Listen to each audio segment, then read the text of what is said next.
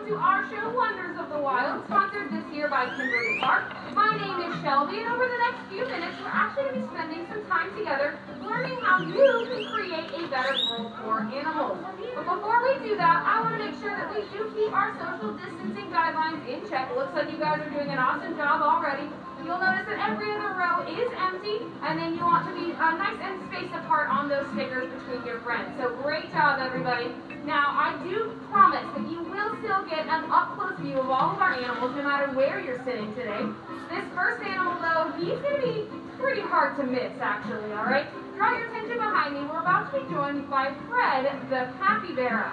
Now, capybara are the largest species of rodents in the entire world. So remember, he's hard to miss. Yeah, there he is. Now, Fred here weighs about 130 pounds, but these guys can get anywhere up to 150 pounds. Now, they're going to get that weight by eating almost non-stop. They're herbivores, so they're munching on things like fruits, veggies, reeds, and weeds along the waterways of Central and South America. Whoa, I got it. Too close, not 6 feet. He's about 3 feet long, so if you put two capybaras together, you'll be a good social distance away from each other. Great job, buddy. Now, these guys are going to be living along the waterways of Central and South America, and they're actually going to provide fresh water to everybody out in that area. Everybody, including their predators. I know what you're thinking. This rodent of unusual size has predators. They have to worry about things like anaconda, jaguar, maybe even a caiman, which is closely related to the alligator. But don't worry, they've got some tricks up their sleeves, all right? First of all, they got this nice brown coloration. If we stand perfectly still, just like that, he'll look like a rock or a boulder, and that predator will just walk on by. But if he does get spotted, he's also got something known as partially webbed feet. What do you guys think you're going to do when you get webbed feet?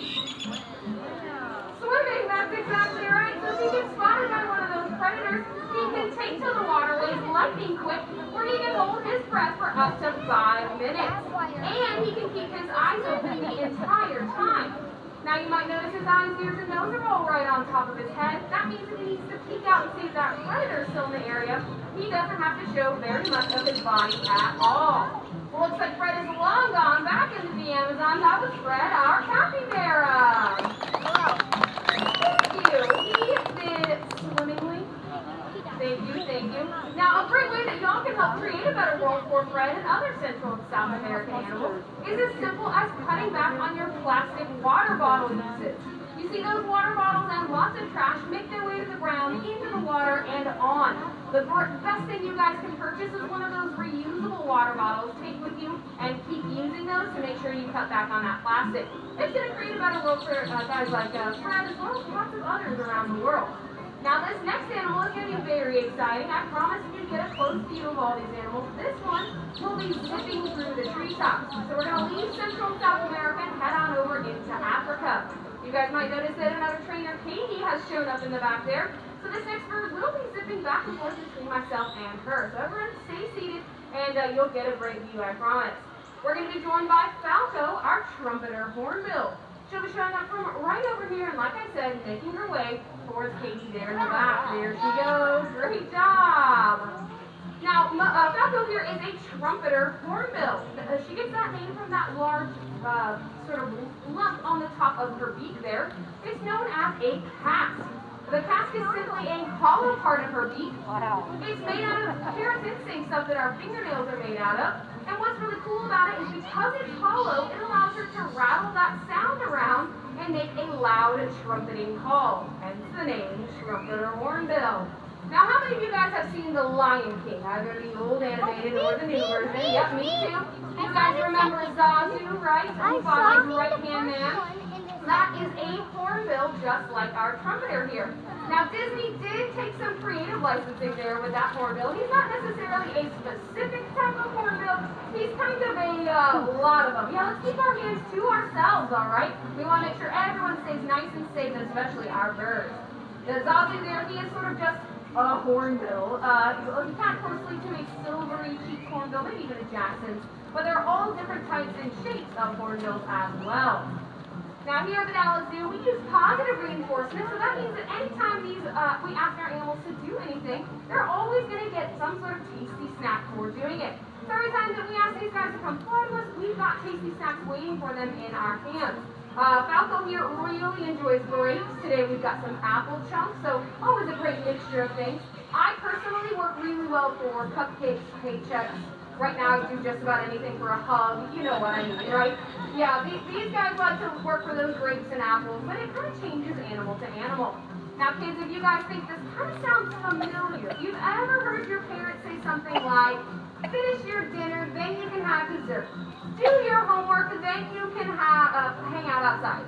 Clean your room, then you can play with your toys, right? That's positive reinforcement. Now, if you parents, you guys can take that home on spouse and child training for you guys and tips and tricks. All right, what do you think, Falco? You've done some awesome flights through here. You want to make your way on out of here? Great job. There she goes. That was Falco, our trumpeter hornbill. Yeah. Now you guys can create a better world for animals like her and so many more that live in treetops by cutting back on your paper usage. Next time you guys are at the dinner table, maybe use one of those plates that you have to stick in the dishwasher instead of throwing away. Might be a little bit more time-consuming, but a lot helpful for all those animals out there. Now, I mentioned a second ago that hornbills come in lots of shapes and sizes, right? Well, this next one is also a hornbill, but, well, she's a lot bigger, all right? Draw your attention around this corner. We're going to be joined by Bernadette, our southern ground hornbill. And like I said, one of the larger species of hornbills in the world. There she is. Now, if you're having a hard time figuring out what 6 feet is, this little lady has a 6-foot wingspan. Helps you kind of space those out, figure out what that is. She may not show it off today, which is fine, but these guys are really cool. And that shelter in place order went in, she was able to shelter in place with a large family group. These guys have an incredible social dynamic. That what's really cool is most birds, as soon as they've learned to fly, they leave the nest. Hence the phrase, time to leave the nest, right?